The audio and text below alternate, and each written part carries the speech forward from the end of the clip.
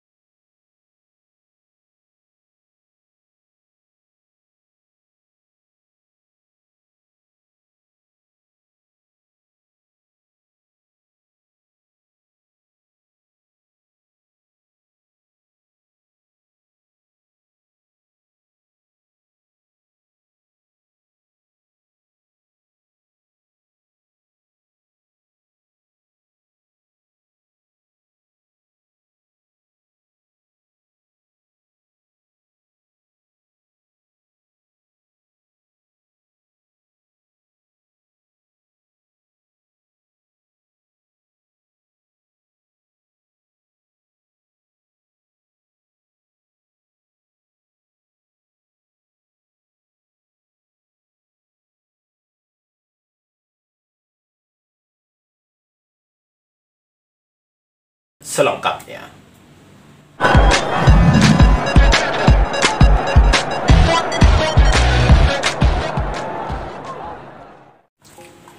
Oke, kita mulai aja ya untuk pembahasannya. Yang pertama, ini adalah ada artikel ya, artikel dari sebuah situs berita online yang menyebutkan tuai 2 kali hasil imbang, kinerja Robert Rene-Abed dipertanyakan.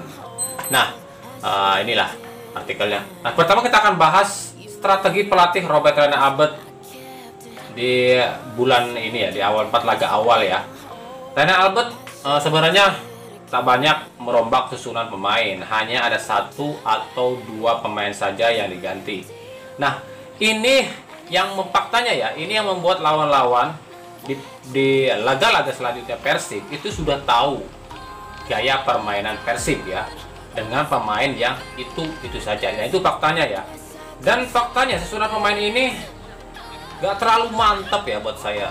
Buat saya pribadi nggak terlalu mantap karena nggak bisa cetak gol banyak juga di 4 pertandingan Liga 1 awal ini ya. Tapi kita nggak etis dong kalau kita nggak dengerin dari pernyataan dari sang pelatih Robert Rene-Abed. Nah, menurut pelatih Robert Rene-Abed, hal ini diakibatkan lamanya vakum kompetisi di tanah air yang membuat performa para pemain itu menurun dan mepetnya juga waktu persiapan. Tapi faktanya Persib adalah salah satu tim yang jarang sekali melakukan pergantian pemain ya. tercatat ya dalam satu kali pertandingan Persib tuh hanya menggunakan 1, 2 atau sampai 3 pemain untuk diganti dalam sebuah pertandingan. Padahal regulasinya adalah satu kali pertandingan bisa mengganti 5 pemain sekaligus ataupun 5 orang pergantian pemain. Tapi Persib biasanya cuma 2 sampai 3 pemain yang diganti. Itu faktanya ya. Waktu lawan Barito, Persib menguasai penguasaan bola itu sekitar 75% ya lawan Barito, dan Persib hanya mampu mencetak 1 gol, itu pun dari tendangan langsung, tendangan bebas dari Maklok ya. Nah, waktu lawan Persita Tangerang, Persib menguasai sekitar 80% penguasaan bola dan hasilnya menang 2-1. Itu pun 2 golnya Persib dari Basim Rasid ya, dari Basim Rasid. Nah, ketika melawan Bali United, Persib menguasai permainan atau penguasaan bola sampai 85%, sampai 65 sampai 85%, dan hanya mampu bermain imbang 2-2. Itu pun dengan catatan Bali United bermain dengan 10 pemain setelah Leonard pun di kartu merah di menit ke-34. Nah, kemarin ketika kontra Borneo FC, Persib menguasai hanya 50% penguasaan bola dan hasilnya 0-0. Oke, yang kedua, ini juga kembali ada sebuah artikel. Ini artikelnya ya. Tulisannya adalah 4 laga tanpa cetak gol, kinerja striker Persib dipertanyakan. Oke, faktanya 3 pertandingan awal sebenarnya Persib pakai 2 penyerang, yakni Wander Luiz dan Ezra Walian. Cuman waktu lawan Persita dan Bali United, Geoffrey Castillion pun dimainkan di babak yang kedua. Cuma masalahnya dalam 3 laga ini Ezra tidak diplot sebagai striker murni, tapi ditempatkan di sayap kiri. Padahal faktanya Ezra itu adalah seorang striker murni dan bukanlah seorang winger. Jadi seolah-olah Wander Luiz itu nggak punya tandem di depan, karena Ezra lebih banyak free roll ya, dia ke kiri ke kanan seperti itu. Nah, itu faktanya.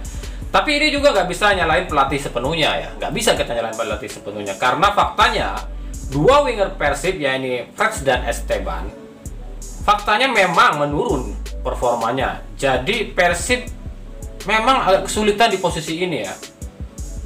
Ya mau tak mau, Rene Albert harus memasang Ezra Walian di posisi ini, free roll ya. Cuma masalahnya kenapa Rene Albert nggak turunkan Castillion langsung berduet dengan Wander Luiz kalau emang Ezra diplot sebagai winger. Nah, ini ada pernyataan dari Robert Rene Albert. Menurut Robert Rene Albert, dia mengatakan, kami tak masalah, striker kami tidak bisa mencetak gol karena gelandang-gelandang kami bisa mencetak gol. Cuma masalahnya mau sampai kapan Rene Albert bergantung dengan para gelandang-gelandangnya. Oke, kita bedah. 2 laga awal gelandang-gelandang Persib memang gacor. Maklok, Basim Rasid, ya, Febri maupun Beckham, ya, itu lumayan gacor ya. Tapi ketika pertandingan ketiga, memasuki pertandingan ketiga, kedua pemain ini seolah-olah terisolir. Kenapa seperti itu? Karena permainan mereka telah terbaca. Untungnya muncullah Beckham Putra yang menjadi pembeda dengan gaya dan skill dia. Cuman mau sampai kapan? Lama-lama permainan para gelandang-gelandang kreatif Persib ini pasti ketahuan, dan itu pun terjadi ketika kontra Borneo FC. Permainan gelandang-gelandang Persib sudah terbaca oleh back-back maupun gelandang-gelandang lain, dan hasilnya pun nyata. Persib tak mampu berkreasi karena gelandang-gelandang mereka dimatikan oleh para pemain Borneo. Itu faktanya. Oke, yang ketiga, ini kembali ada berita, sebuah artikel dari berita online ya, yang menyebutkan lini depan Persib tumpul, manajemen instruksikan cari striker baru. Oke ya, faktanya memang musim ini Persib cuma punya 3 penyerang murni, yakni Geoffrey Castillion, Wander Luiz, dan Ezra Walian. Itu pun dengan catatan Ezra Walian sering ditempatkan sebagai winger. Jadi betul, Persib butuh penyerang baru. Kan cuma ada 3, otomatis nggak ada pilihan lain, dan persaingan pun akan adem ayem di depan kalau cuma 3. Beda dengan jika memiliki banyak striker, jadi ada persaingan di antara para striker-striker itu. Pernah sempat ada beberapa wacana Persib ditawari beberapa striker tambahan seperti Titus Bonai ya, Ragnar Oratmangun, Jack Brown, hingga Greg Nokolo. Tapi Rene Albert masih percaya dengan Wander Luiz, Ezra, dan Castillion ya. Faktanya, Wander Luiz sejak Piala Menpora lalu memang sudah menurun performanya. Terbukti dari 5 laga cuma bisa cetak 2 gol. Sedangkan Castillion meskipun dipinjamkan ke Italia, tapi di sana dia tidak main, dengan artinya tetap saja di sana dia tidak ada kegiatan, tidak aktif ya. Sementara untuk Ezra sendiri di Piala Menpora lalu dia memang gacor, mencetak 3 gol. Cuman di Liga 1 2021 dia posisinya beda. Itu yang membuat dia sulit berkembang. Ezra lebih banyak ditempatkan sebagai winger di Liga 1 2021 ini ya. Oke, jadi intinya adalah ada beberapa posisi menurut kami ya, yang mesti dirombak di Persib. Yang pertama adalah posisi striker ya. Persib harus mulai mencari atau move on dari yang namanya duo gelis atau Joffrey dan Wander Luiz. Persib harus mulai mencari striker-striker baru yang lebih ganas lagi ya. Nah, bisa dilakukan pada bursa transfer nanti. Nah, menurut kalian, jika Wander Luiz dan Joffrey Castillion ini diganti, siapa sih pemain yang cocok atau pantas untuk Persib? Silahkan tulis pendapat kalian di kolom komentar, siapa sih pemain yang pantas buat Persib menggantikan Joffrey dan Wander Luiz. Dan juga di posisi winger ya. Nah, ini di posisi winger juga harus ada penggantian. Gak bisa dipungkiri ya, Esteban Vizcarra udah uzur, udah tua ya. Jadi performanya ya pasti turun. Dan Freds performanya di Liga 1 ini jauh menurun. Nah, dan sebagai pelapisnya Erwin pun tidak bisa memenuhi standar ya. Jadi ada beberapa pemain di posisi ini yang menurut kami cocok ya untuk Persib. Bisa Stefano Lillipali dari Bali United, atau Persib memulangkan Makan Konate. Tapi kalau Persib merekrut Makan Konate, artinya harus ada pemain asing yang dikorbankan. Tapi itu hanya adalah pendapat kami, saran kami ya.